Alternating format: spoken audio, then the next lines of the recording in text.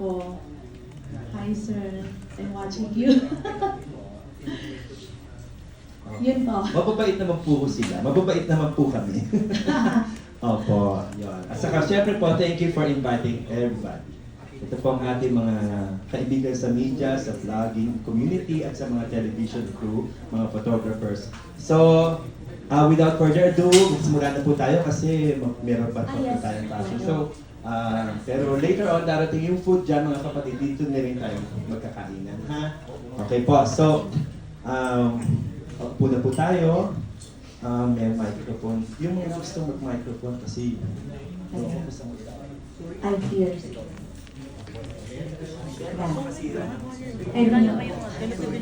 baka makasira ng fashion stage mo. Masisira ba yung stage? Ano yung siguro?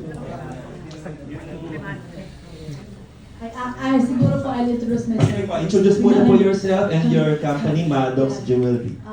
Sa mga hindi pa po nakakilala sa akin, ako po si Charo Fortial. Ako po ang President and CEO ng Maddox Jewelry. Naitayo ko po itong company na to 2020 during pandemic time. So hanggang ngayon po, ito lumaki na rin po kami. Before it's, I think we only, nasa 4 employees na kami nag-umpisa ng 4-5. And then ngayon madami na. So lumaki na rin po yung Maddox Jewelry serving all Filipina, sa buong Pilipinas, and also sa ibang bansa. Igan pa. Ayan, nakilala na natin si Madam. Sige, so ano na po to? Q&A, taas na po kamay. Sino po ang mga gusto na? Una pong nakikita si Kuya Nestor. Okay. Hi, good afternoon po. Good afternoon po. My name is Nestor. Hi, sir. Why are you holding this event? Ano po ang purpose nito? Bakit po kakaiba na mayroong isang fashion show featuring jewelry? Actually po kasi pinakauna nito, wala kaming plan to have mga ganitong fashion show. Pero habang lumaki po kasi yung Maddox, we cater many customers already, even mga celebrities. And then, gusto ko po kasing, ang isa sa mission and vision namin is maging super affordable yung diamond jewelry, luxury sa lahat po ng Pilipinas. So, ito isang way po namin to para makita po ng lahat na hindi pa po nakakilala sa amin na meron pong diamond jewelry na pwede pong bilhin kahit ng mga ordinaryong tao. Na kaya pala namin bilhin siya, na hindi lang siya pang millions, pang mga alta. So, all Filipina can afford. Parang we want to spread the news para sa lahat from Maddox Jewelry. Diyan point po. Ang ganda pong pakinggan, super affordable yung jewelry para sa ordinaryong Pilipino.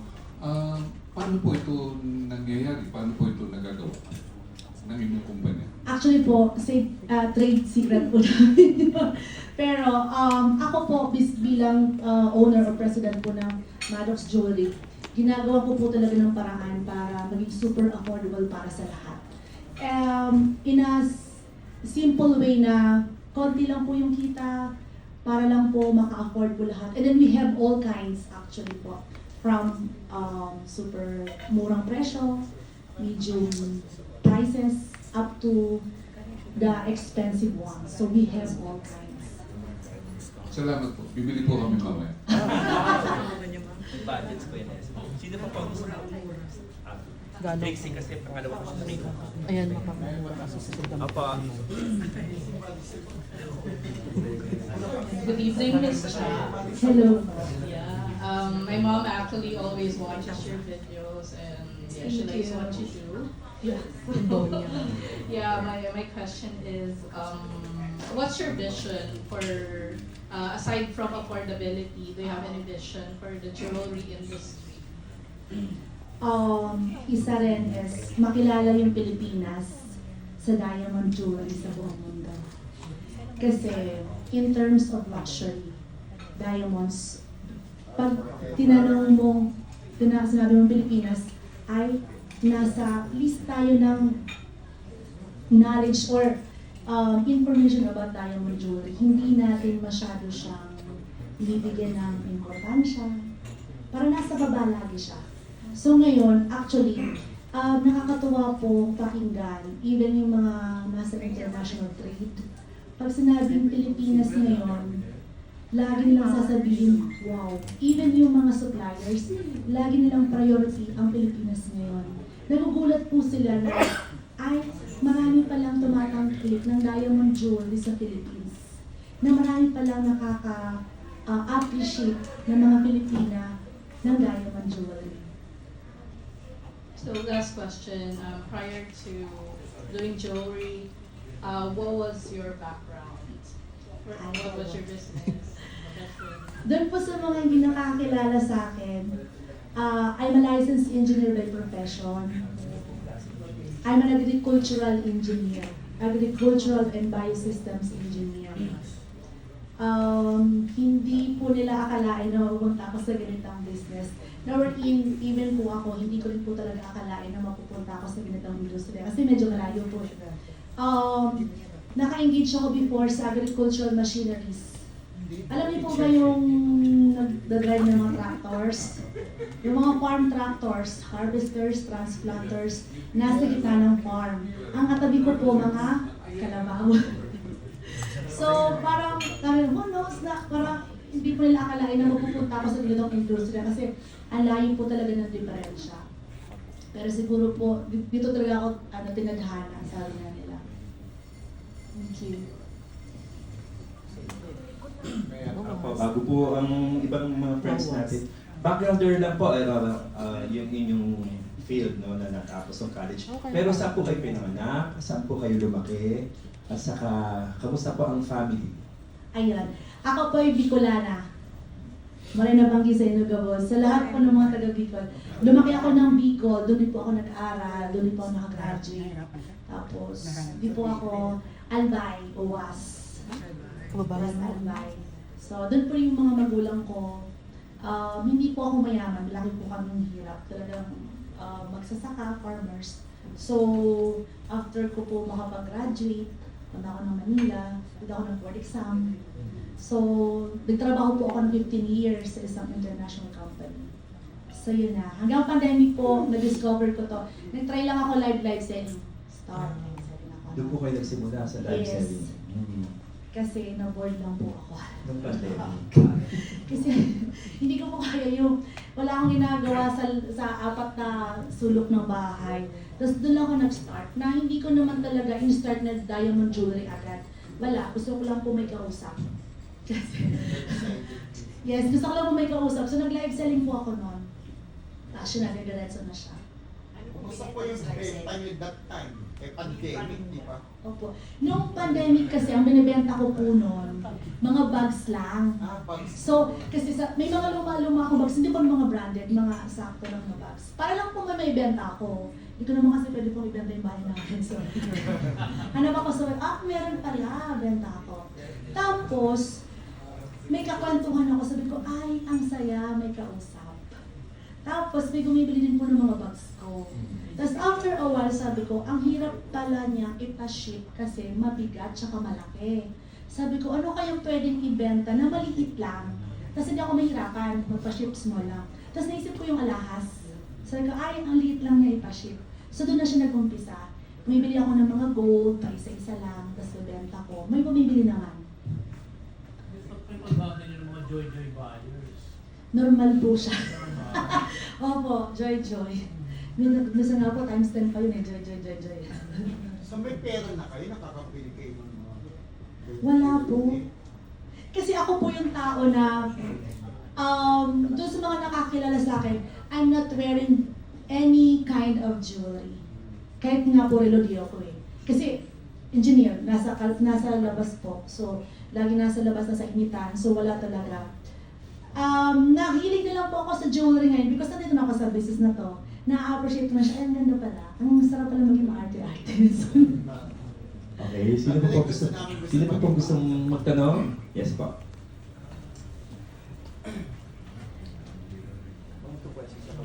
Magandang hapon sa inyong lahat. Ayan, sa inyong lahat, ako si Morley Alinio. Anyway, ang question ko po ay, saan galing yung Matox na yan? From Matox na yan, saan siya nagmula? Yung parang naisip niyo ba na itong gusto kong title ng product ko? And my second question ay, yung mga products po ba ninyo ay manggagaling sa ibang bansa yung gumagawa nito? Pangatlong question, idire-diretso ko dahil sabi hanggang dalawa lang daw. Nanakaw pa ako ng isang question. Ang ikatlong question, yung mga diamond jewelry fashion show, jewelry diamond ninyo, naisasagda rin po ba? Nakalimutan din niya yung first question. Una po, the Maddox, ang name ng Maddox is nanggaling po sa anak ko. Okay. Yeah, that's my second. Yung bunso kong anak. He's 10 years old now. Ang name niya, Yeah, Maddox. Maddox. Anong pangalan nun? Asawa ko. Gusto kasi ng asawa kaiba, ayaw niya na may kaparehas. So, kinuha siya sa anak ni Angelina Jolie, yung panganay.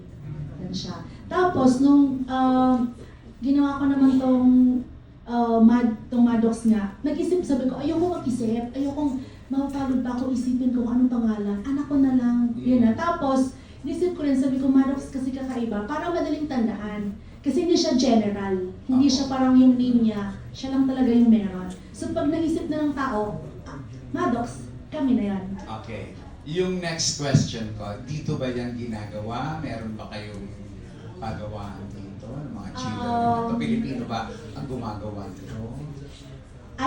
Dito po sa Philippines meron po, and then meron din po sa ibang bansa.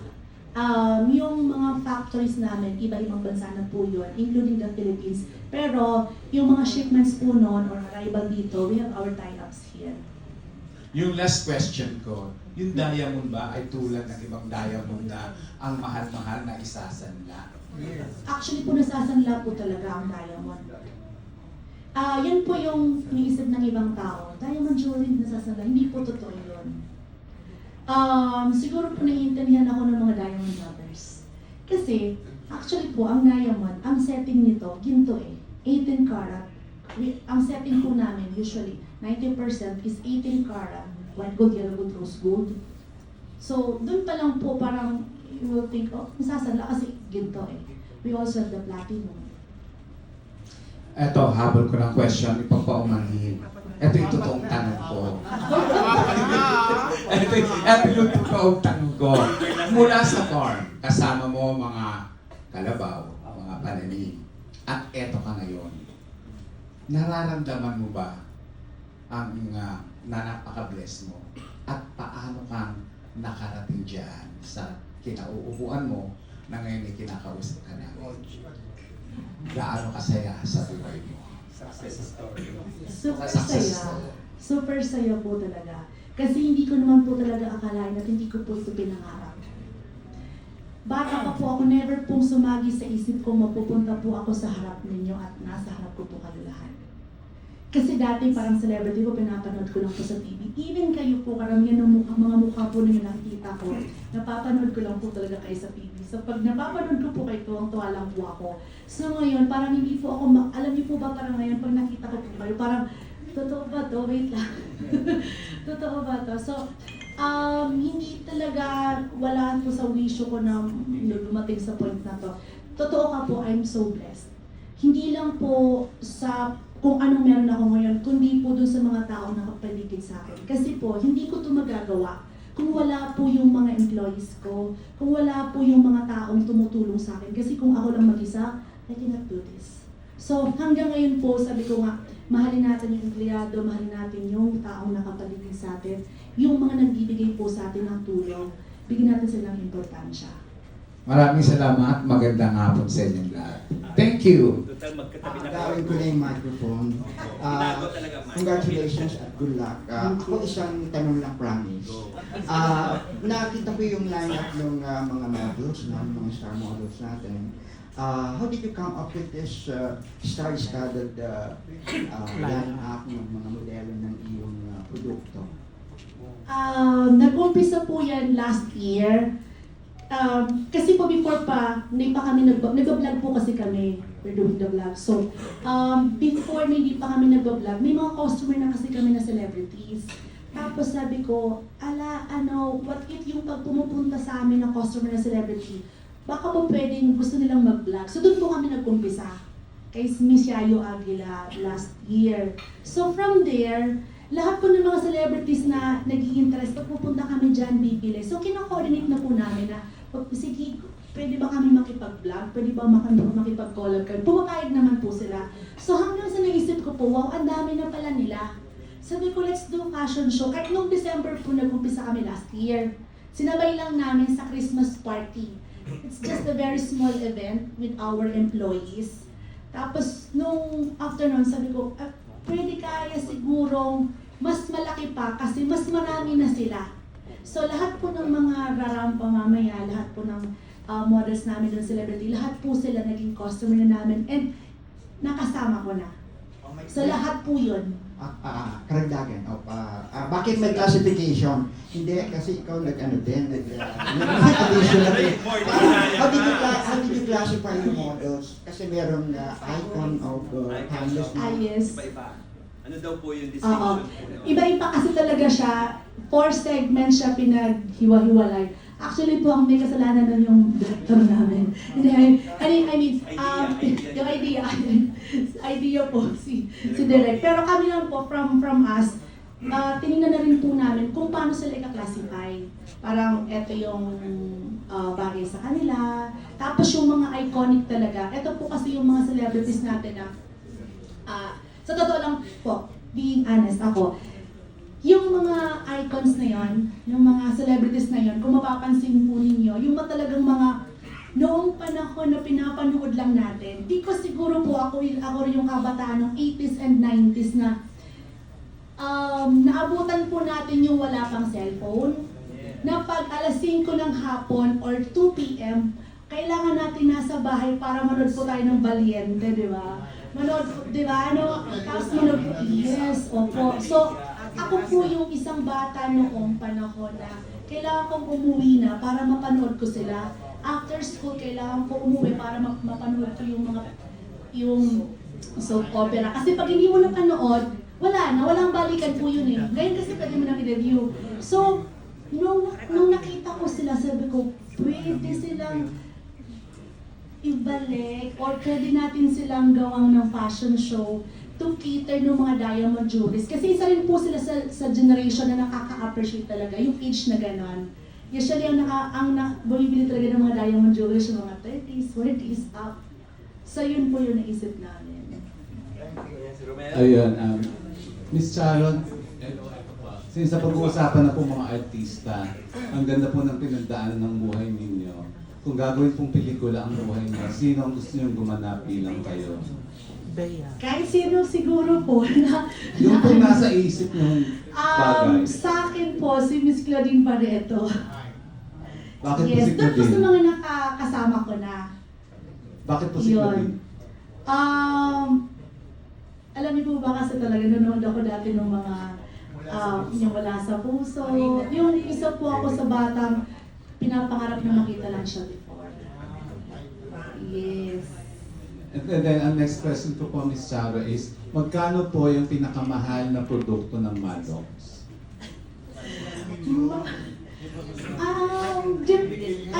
Depende po kasi actually marami. Depende sa klase, depende po sa kailangan. Halimbawa po, nagpa-customize kayo sa amin. This is my budget.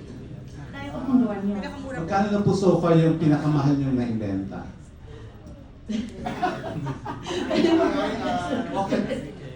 Legal naman yun. Secret po ba yun? Sige ko na lang po, may nagpapatanong po, magkano po ang total na halaga ng mga suot ninyo ngayon? Naalala? Mura na dito. Bawal po ba? Nasabihin? Yun daw pong pinakamura kasi napag-uusapan nga po magiging affordable. Magkano po yung mga murang pwedeng bilhin sa Maddox? We have, sa ngayon po at present, meron po kami no worth 6,998 pesos. That's natural diamond na naka-18 karat gold. Mga kapatid, last 3 to 4 questions kasi meron pa po tayong fashion show. Sige po. So, please limit your question into 2. Yes Yes, my certificate is Hello, ma'am. Hello, ma'am. Opo. Good evening po. Good evening po. Yung tanong ko po may connect po kanina kay doon sa tanong ni Ate Morley. Opo. Gusto ko lang po malaman at namin kung ano po ang sikreto po ng pagiging successful po ninyo. Mahalin po yung ginagawa.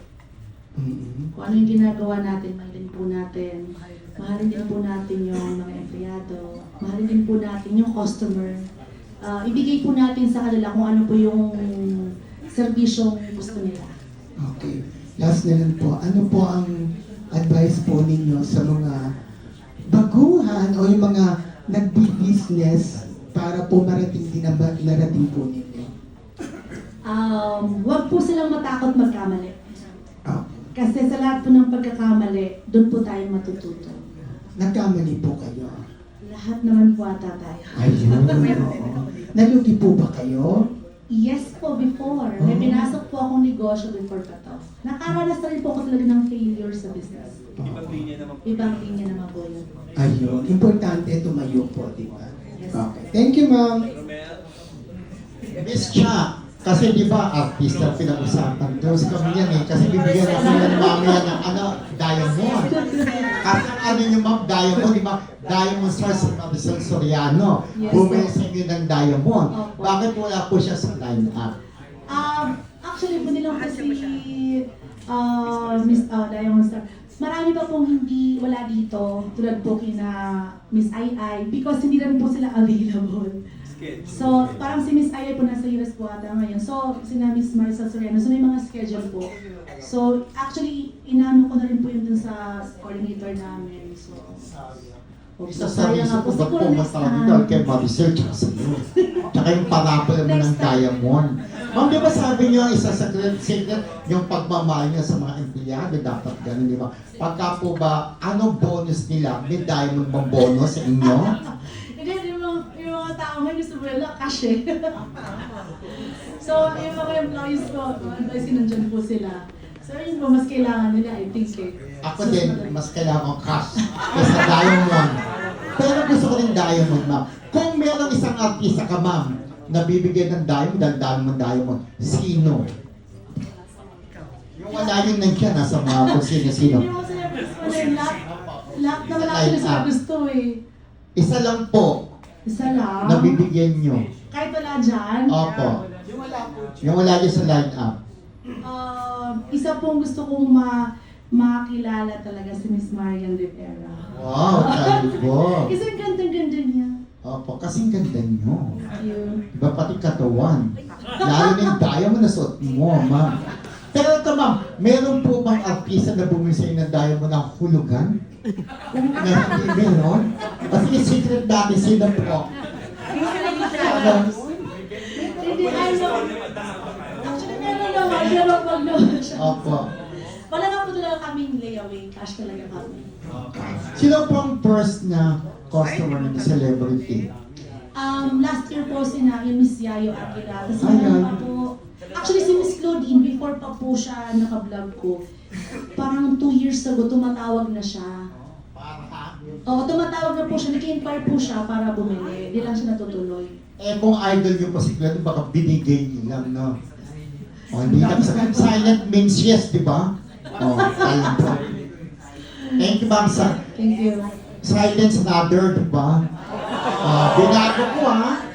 Baka bigyan niyo ako ng diamond na marami akong pinagsusulatan. Tsara! Yung tagsi 6,000 lang. Tsara!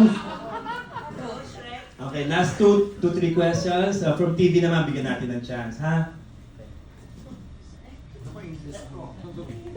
Hello po ma'am, good evening everyone. I'm Alan Rawado from European News po. You mentioned earlier po na you are an engineer po, right? And by the way po, I'm also from Bicol region. I'm from Masbate po. And you mentioned earlier that you are an engineer. Ask ko lang po if you have incorporated your skills po to your diamond business po this time. Yes. Kasi, nung nandito na ako, dati isip ko, anong connection? Anong may tutulong? Pero nung nandito na ako, mayroon talaga siyang part na, una parang, about the design loop. Parang, if you're an engineer, sa pagde-design pa lang, if your factory is sending you the design, the size, the measurement, the diameter, everything, alam mo na agad, na-visualize ko kung gaano siya kalaki, kung gaano siya kaliit, kung ano yung itsura niya. So pag hindi ko siya kailangan makita personally or magawa, doon pa lang sa drawing, doon pa lang sa CAD, gets ko na agad siya. And then I can also make my own design. Yes. Thank you so much. Thank you. Okay. Bigyan natin ng chance. DATV. Ayan. Good evening po, Miss Chang. I'm from the ATV. So, my question lang po is, ano po yung concept or inspiration ng collection niyo po this year? Yung collection talaga namin, random. Depende sa kailangan. Depende sa generation. Kasi, parang 5 years or 10 years ago, yung mga collections, mga design, iba. Ngayon, every year nagbabago. So, tinitingnan namin, ano yung gusto nila? Ano yung usually sinusuot nila ngayon? As nag-iiba-iba yung uso. Parang before, uso yung mga loops, mga hoops, uso, as uso yung mga styles. So, ngayon generation, iba-iba eh. Actually, even young people, talagang bumili na sila. So, meron din kami para sa kanila. Last po, ano naman po yung gusto niyo pong or yung vision niyo po for this iconic runway fashion show? Sana from this event, or sa mga events na ginagawa namin, sana time will come na maalala kami ng mga tao na pag sinabi mong Maddox, alam nilang alahas, alam nilang diamonds. Thank you po. Thank you. Okay, last question po. Taas po ang kamay. Joey. Okay, Joey, go. Apo, tapos, photoshoot. Madam, ano po may advice mo sa mga aspiring online sellers like you? Para magtagumpay sila kagaya? Go lang, diretso lang. Kung tingin nila may passion sila dito or gusto lang na-enjoy nila yung ginagawa nila, diretso lang. Hindi hadlang yung hirap or hindi hadlang yung puyat, hindi hadlang yung failure para mag-stop. Kasi pag nag-stop ka, wala na, ganito na lang. So, diretso, go. So, gaano kalaki ang naitulong sa inyo ng social media sa inyong business? Malaki po. Pero actually, nangyayari pa rin po ako sa namin. Yung, di ba pag sa social media nakita mo po lahat ng tao nandun, even yung mga iniisip sa'yo ng tao, hindi naman kasi lahat ng nandun correct, di ba? Hindi naman lahat tama. So, siguro hindi pa ako sanay pag nakita ko nawawasa akong kung ano-ano. Yes, parang, pero nayaan ko na lang din po sila kung saan po sila masaya, di-supporta. Wala pa kayo pinatulan na ba? Ayoko. Wag na lang po kasi, respeto ko na lang din kung ano yung iniisip nila or kung ano yung gusto nila. At least nakatulong tayo sa mental health nila. Madam, paano kung may mag-offer sa inyo ng acting? Tanggapin nyo? Mahirap po ako sa ganun. Hindi ko po alam kasi nag-try, even yung vlogs ko, minsan parang gusto ko lang yung natural, pag nagsasalita ako, ganun lang siya. Kasi pag scripted, parang hindi ko siya magawa. Gusto ko lang diretso, ganun lang siya. Oo, natural. Pero may mga nagbablog po ba na scripted? Hindi naman, halimbawa, nag-uusap kami. Tapos sasabihin sa akin na, ma'am, pwede bang itong sentence na to, itanong mo sa kanya. Parang ito, i-memorize mo, i-ano mo, sabi ko, hindi mo na, tatanungin, ako na lang bahala. Natural. O, yung gusto ko yung, kung ano Kami na, hindi opo. scripted. Kasi yung tanong namin, ma'am, di ba? Thank you po. Thank you. Ma'am, ganda kayo kayaman. Ganyan lang po yan, mga media, masasanay din po kayo. Okay, kung wala na po mga katanungan,